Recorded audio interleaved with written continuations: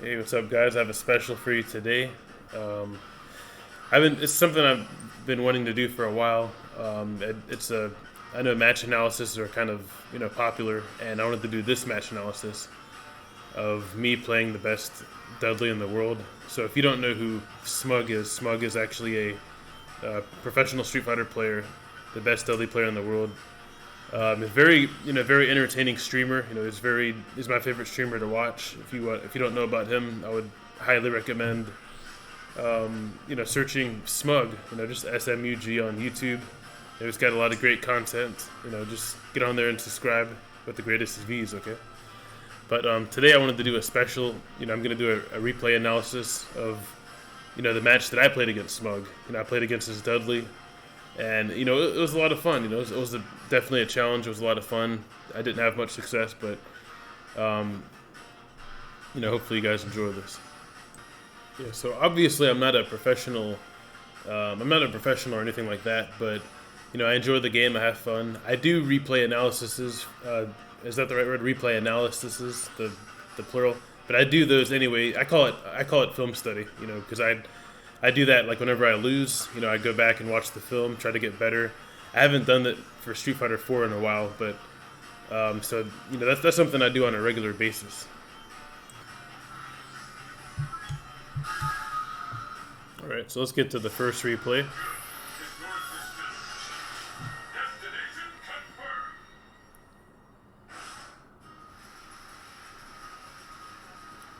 Okay. So basically that sky high claw right there, that's like to kind of get in their head a little bit. But basically, like I do that, like if you mix that in with light flying Barcelona, it almost looks the same at startup. So I use a lot of Vegas, they don't use sky high claw at all. Like they'll use the EX version, but for me, I like to mix it in once in a while to keep people off guard.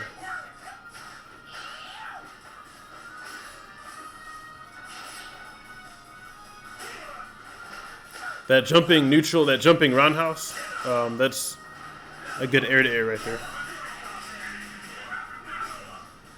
And you can see Smug converting from the overhead.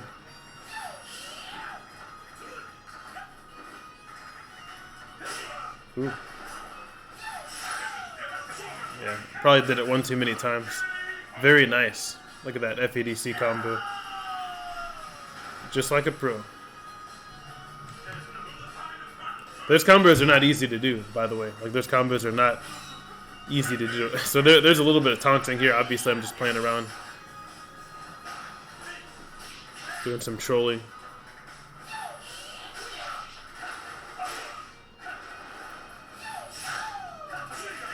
Yeah, I gotta stop, doing that so much.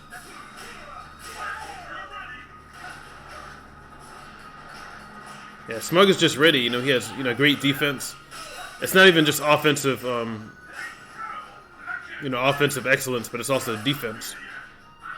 So that's what separates players like, Smug from, just your average Joes that you'll see.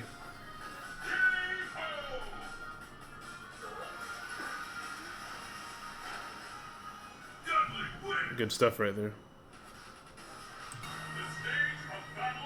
All right, let's get to the second match now.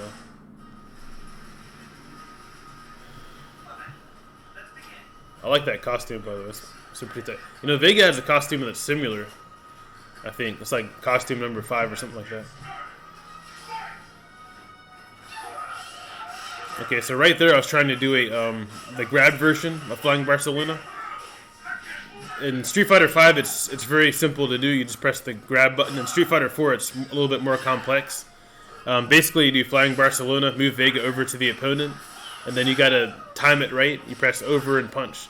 So you gotta make sure you press over and punch. But like as you're moving, it's kind of complicated to explain. But like you can't press over the whole time. You have to. So there's a little bit of taunting right there. So see there I did it. But you gotta move Vega over to the opponent, release the analog stick, and then press it again. It's kind of complicated to explain. But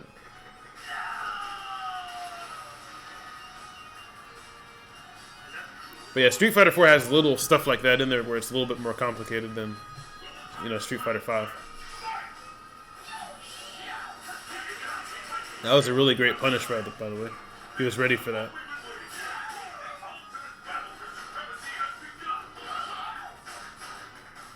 He's not biting on the side switch. That would have been a time that I could have adjusted a little bit, but...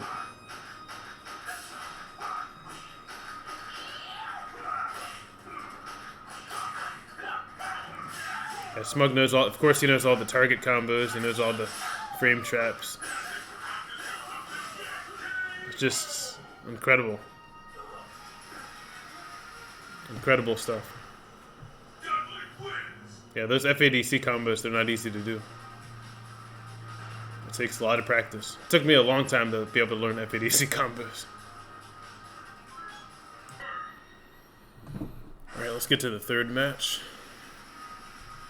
Yeah, this was really fun, by the way, though. I thoroughly enjoyed the set, even though I didn't have the success that I wanted to have.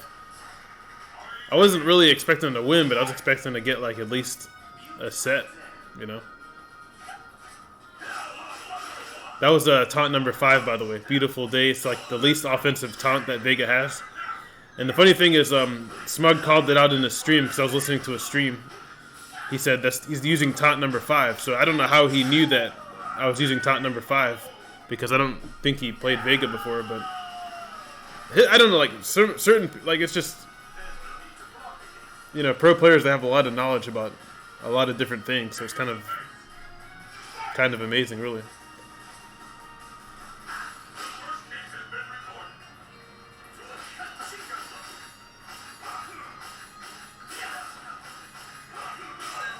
It's got a lot of frame traps, a lot of pressure. I will point out it doesn't help that Vega has 900 stun. Vega, for whatever reason, Vega has not. It wouldn't have made much of a difference. I'm just saying, like, 900 stun doesn't help. As you saw, I didn't have a chance there. Like he's making little adjustments here and there. So like that's one thing you'll notice about a lot of pro players. Is that the more you play them, like you might be able to steal a round off them like the first time you play them, but you know the more you play them, like if you do longer sets, you know, first to 5s, or hold on, let me say first to ma5. Like if you do longer sets like that, you know they're gonna make little adjustments. You know they're taking notes on every single thing that you're doing. So.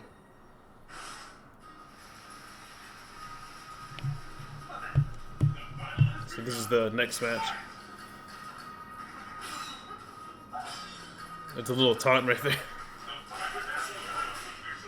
To me, the most disrespectful taunt you can do is not one of the taunts, not like one of the numbered taunts. It's actually, the most disrespectful taunt you can do is throw off your claw, because you're basically sending a message like, I don't need this claw to beat you. And when I do that to people in ranked, I'm telling you, like, they play on another level. Like, they take it personal, they play on another level. And sometimes that's what I want, you know. Sometimes I want their best, so, you know, I'll throw my claw off sometimes. But I did that more when I was like playing Vega more regularly. I would do stuff like that, you know. I'd be a little cocky, I guess. I don't know if that's what you want to call it. Very good adjustment, or very good punish.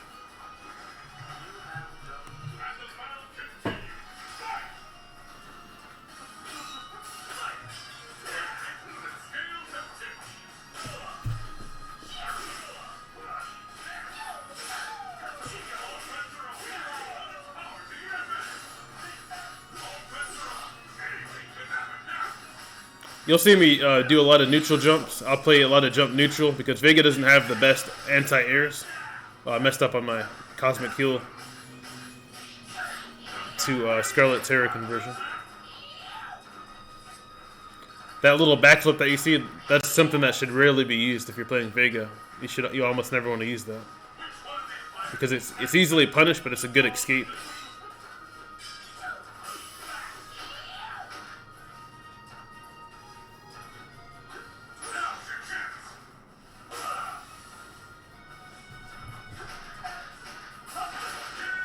Nice chip out right there. One difference you'll see in Street Fighter 4 is they have chip kills, so you don't have to use your super to chip kill. I kind of like chip kills. I prefer it, and I feel like Vega's actually a very strong character against like use it when like if you need to chip someone. Vega's actually an excellent at chipping someone.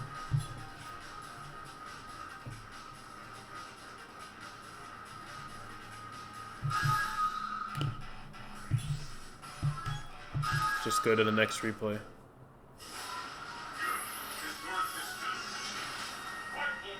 So I think we may have done 6. I'm not 100% sure. I think we did 6 rounds.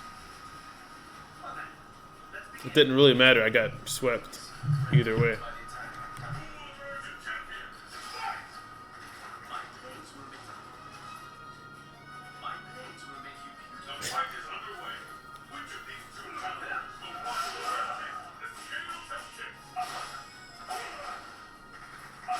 One thing to note is when Smug plays on stream, he's only going about 80% anyway.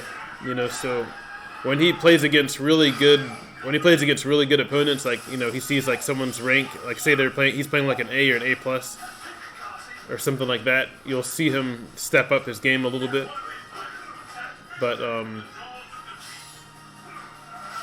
But yeah, like most of the time observing him, he's usually going about 80%. He's not playing like how he would in the tournament. Not that he needs that 100%, but it's just like so fluent, the way he plays. And not even just him. Like if you watch like any pro player, dude, you'll see the same thing. Those are 1-frame links, I believe. Those are tough. Basically, what a 1-frame link is, if you have to press the button right at the right time. Like it's not like Street Fighter 5. You gotta press the buttons right at the right time. Otherwise, the button doesn't come out, or the opponent will either block it. So that's what a 1-frame link is. You'll see a lot of that in Street Fighter 4. So, like I said, I think I mentioned this earlier. I don't really do replay analysis. I mean, normally I don't do watch film on stuff like this because I already knew that I already knew the reason. I just got outplayed. So watching the replay wouldn't have really helped me change the outcome that much. But at the end of the day, I think the biggest thing is that I learned that I really should have poked a little bit more. Vega has excellent pokes, so I think Fierce, I think Roundhouse would have worked a little bit better. Roundhouse goes through focus attacks as well.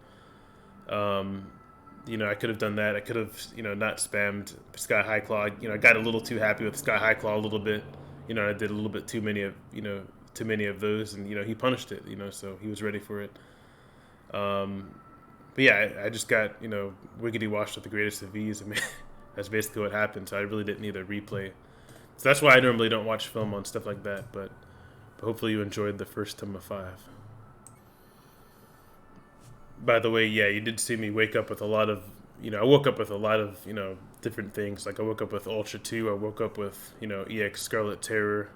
I did a lot of that. That was on purpose. I really didn't, and like normally I don't, play like that, but I knew going into this match that I had to take risks, so I just took risks. I know his style. I watch his streams. He's gonna be trying to hit you on wake up. So I just really just let it fly. I did just wake up options. I did it almost every time. So that part was on purpose.